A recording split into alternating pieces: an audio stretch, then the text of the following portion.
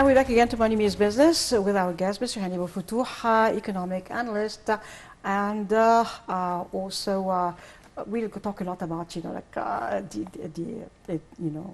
subjects we're talking about. First, the very important first subject that we'd like to talk about is the visit of His Excellency President Sisi to France this time, according to an invitation by His Excellency French President Emmanuel Macron to the conference on Libya, since we're having soon, a month later, the coming month, elections there. So it's a very important timing. But again, how do you see the visit of President Sisi? He is taking participation in this conference, the implications, and how do you see the whole thing? Well, let me first start with a focus on the relationship between Egypt and France, which spanned from Middle Ages until today. In fact, the distinguished relationship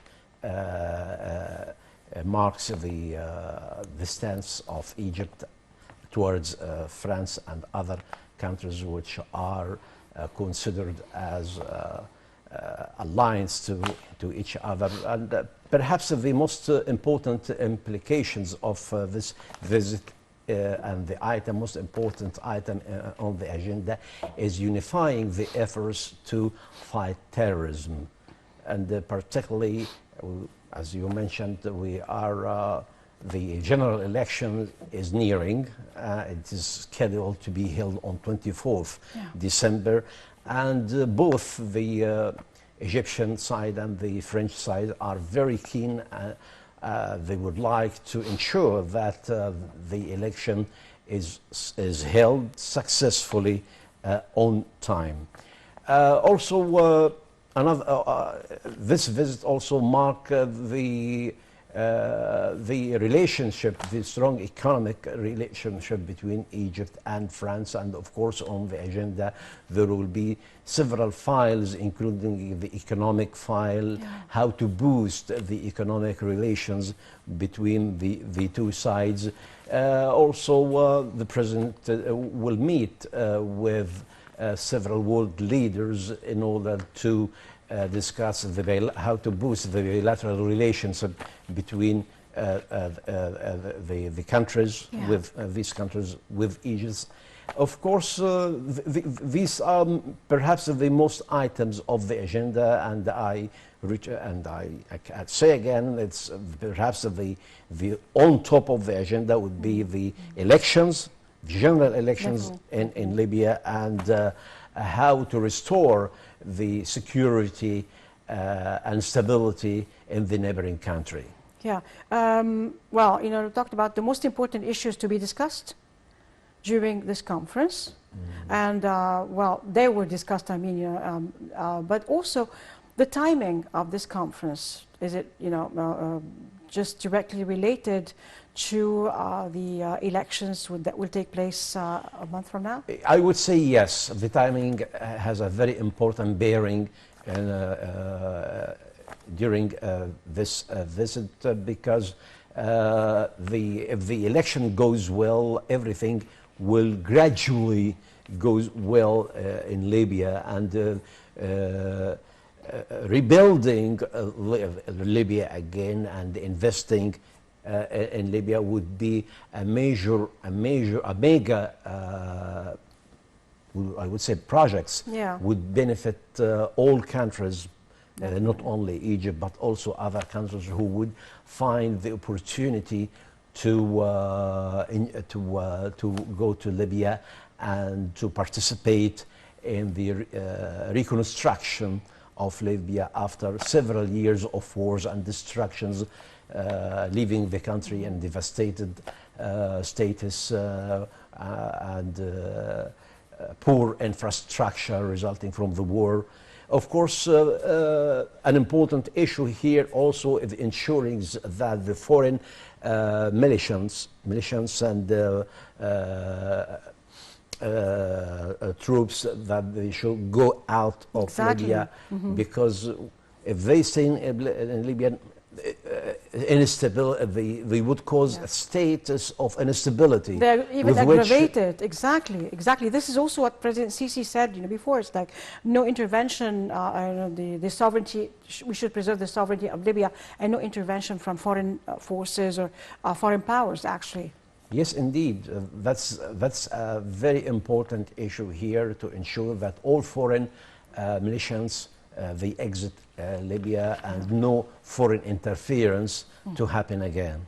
However, it's like a cake that everybody right now is taking part. Reconstruction would be, a great opportunity, actually, for every country to investing in a place and just getting something out of it. So it's in a timing like this, I think it's very important for all powers that are participating just to have the presence there.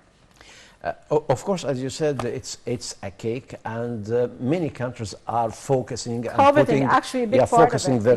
their bad eyes, I would say, on the treasures of Libya. Libya has always been a rich company with its resources, but particularly oil, and it's oil producing country, and they have huge reserves of oil, and still to be utilized. So it's in the benefit of the entire world that security and stability to be restored as soon as possible, and the first step towards ensuring the stability is to have the elections held on time. Definitely, definitely. Also, you talked about the relationship between France and Egypt. How significant are the relationship between both countries? Of course, Egypt is invited to participate in the conference. There is a lot of work that can be done between both countries, but looking and evaluating the relationship, and economic especially, since we're talking about the economic relationship between both countries, how is the participation of France in investment in Egypt, in the economy of Egypt as a power, European power? Well, in fact, France is a strategic partner, trade partner with Egypt, and this distinguished relationship has been translated into something tangible, which is the trade exchange, which amounted to $3 billion in year 2020, up to 20% from year 2019. Saying that Egypt is the major recipient of French investments.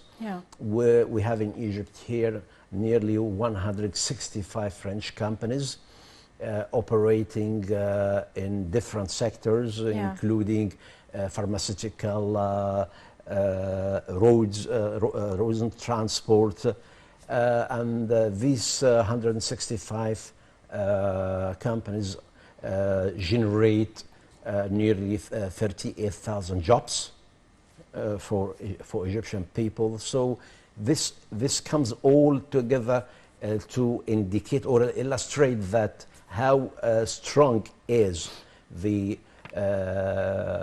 French relationship, the economic relationship with Egypt. Maybe the whole in the gross investment of the French side is estimated at 5.7 billion euros, which is a huge amount, and Egypt actually aspires to increase these investments by at least another 20% in future.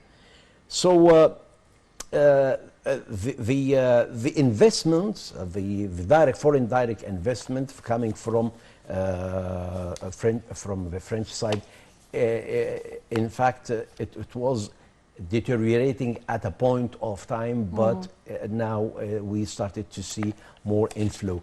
In order to answer this question more adequately, I need to read out some figures about the economic relationship with France. For example, the figures from January to September of the following indicators indicate that the bilateral trade between the two countries during the first 9 months of this year amount to $1.83 billion.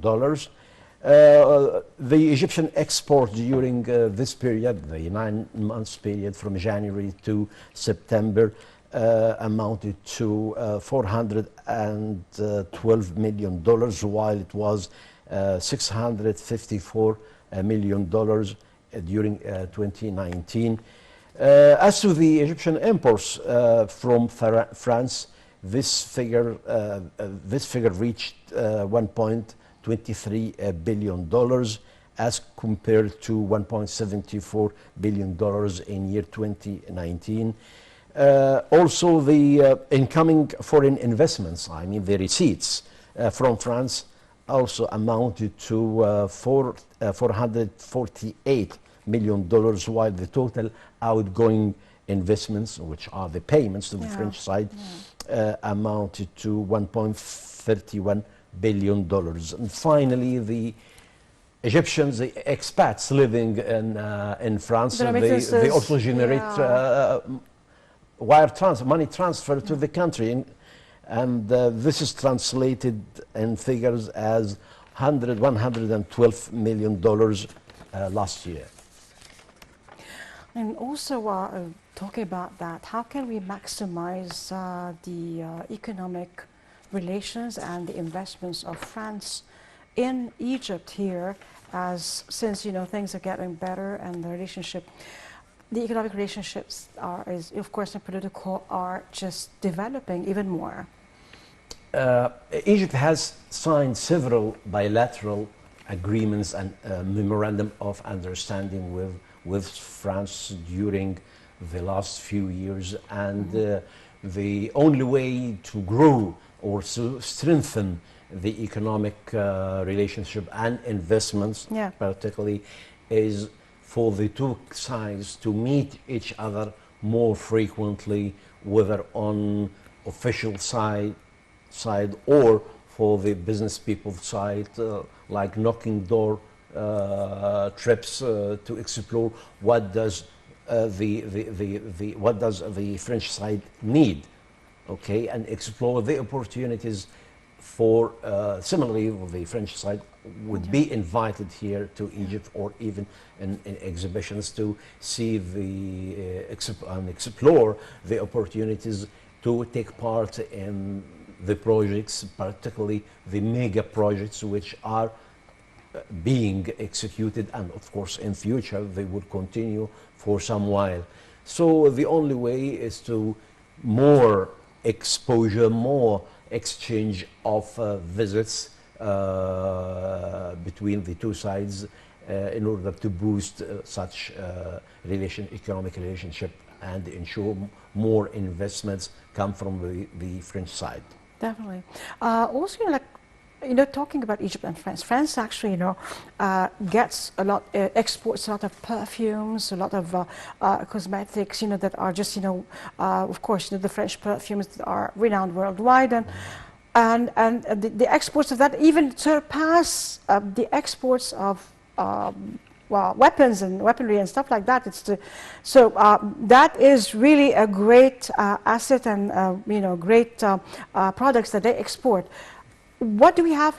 Of course, we have a lot in Egypt, but how, like France, things some people might think, well, la mode de Paris, and the perfumes that all are being exported, and they generate a lot of money more than other things. This is, some people might think, well, like perfumes, but they generate a lot more. What do we have here that can really, we can maximize and optimize our interest in and export that can generate a lot more than other things? In fact, Egypt is drawing on the expertise of France on many sectors, like the ready-made garments, textiles, the tourism, the auto industry. These areas that Egypt needs more expertise from Yeah. the French side, and we, as I have read today on the website of the French Chamber of Commerce, we have sectors that are very attractive to Need to be more the developed, French maybe. investors. Yes, yes. In several industries and services. Yeah. So as you mentioned correctly, the fashion. Yes, Okay, definitely. why not a major fashion or a brand opens its outlet in Egypt? Yeah. Okay, of course they need some incentives. It could be tax incentive, Yeah. it could be customs incentives, but the opportunity is there. Egypt is a huge country. Population is more than 100 million citizens. So we are, the demand, the purchasing power and the demand is huge, and it's an opportunity, particularly with the new investment law and with the new infrastructure in all ways, in being it in transportation, in communication, in any way. That is an attractive issue for investors. So we need the expertise of the French side. We have the what makes the investors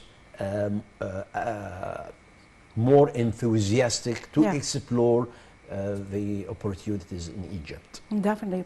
Well, we go for a short break. Weather report. After we should be coming back, talking about the central bank, our second half of this episode, and the new regulations. Welcome back again to My Name is Business with our guest, Mr. Hany Abou-El-Fotouh. And we are tackling right now the central bank, and in their own meeting on the 26th of October, they decided, they approved rules regulating the payments, the services of instant payments network inside Egypt, and a lot of questions, of course, related to that. We need to know more about it, so if you please shed more light on the payment, that payment network. Well, the decision of the Central Bank of Egypt that was passed last week relates to the instructions or the guidelines for bank and bank and financial service providers on the instant payment system. It's one of its kind. It's the first time to be implemented in Egypt. What is it about? It's really about making the transfers credited or debited to the accounts instantly, 24 hours a day, including weekends. Yeah. This is, in fact, it comes alongside or within the framework of the National Payment Council, headed by President Abdel Fattah El Sisi, in order to cope with the international standards on money transfers and settlements. In fact, this would also help Egypt to go more progressively for the transformation to the digital economy, and offering the Egyptian citizens new ways and channels for financial services, which equals in the same standards of services being implemented or offered in other advanced economies. So in fact, this is a very sophisticated network. It is a very sophisticated network which includes or links banks and financial institutions together in order to allow payments to be made instantly. At the moment, a regular wire transfer or payment between banks, interbank transfers might take 1 or 2 days. It depends. Although this is not bad in the past few years back, because my background is banking. Yes. The wire transfer, at least, the value date of a wire transfer could take at least 2 days, including the settlement. It offers actually a more convenient way for bank customers and for businesses to transfer funds instantly and pay, and all the purchases even instantly. And this is a very advanced step that the Central Bank of Egypt initiated. It would take the Central Bank of Egypt circulated these guidelines and requested the banks to be ready within 6 months, to test the networks and the infrastructure. Okay.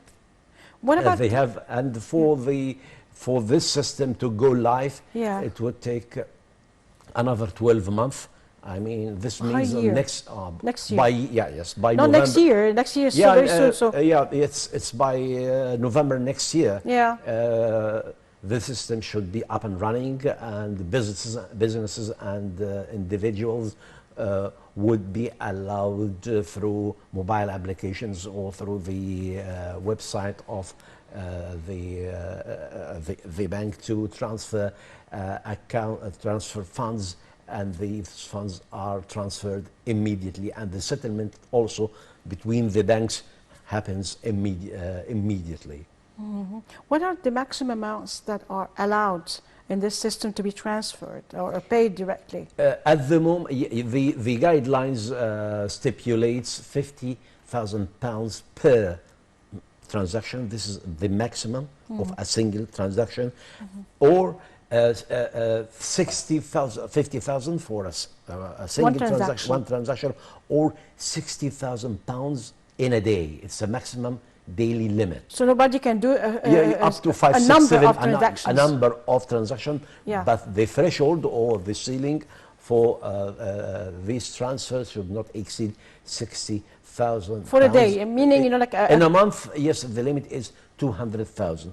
Okay. Of course, this is the significance of these threshold amounts is sort of risk management, and also to avoid any attempt for money laundering or terrorism financing, because the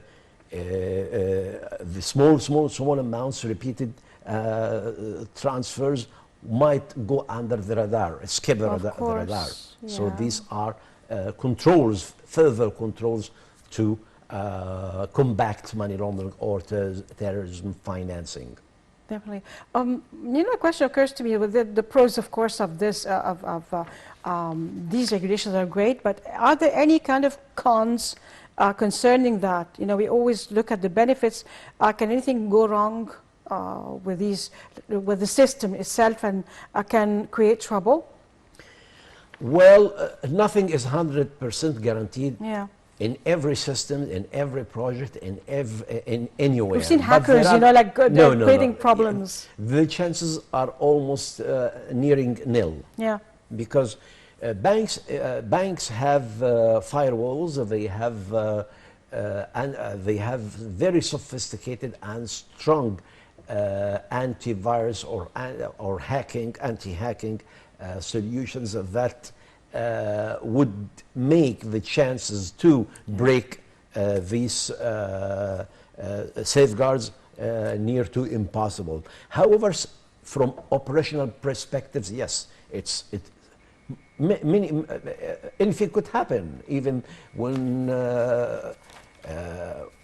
testing a new car, when testing a new machine, things could go wrong. But with the proper risk management, with the proper implementation of the guidelines, the chances would be almost zero or near to zero. Okay. So the central bank has given banks 6 months in order to test on live cases or in test beds, test environment, to check any vulnerability in the applications or in the transfers, and to deal with these the outcome of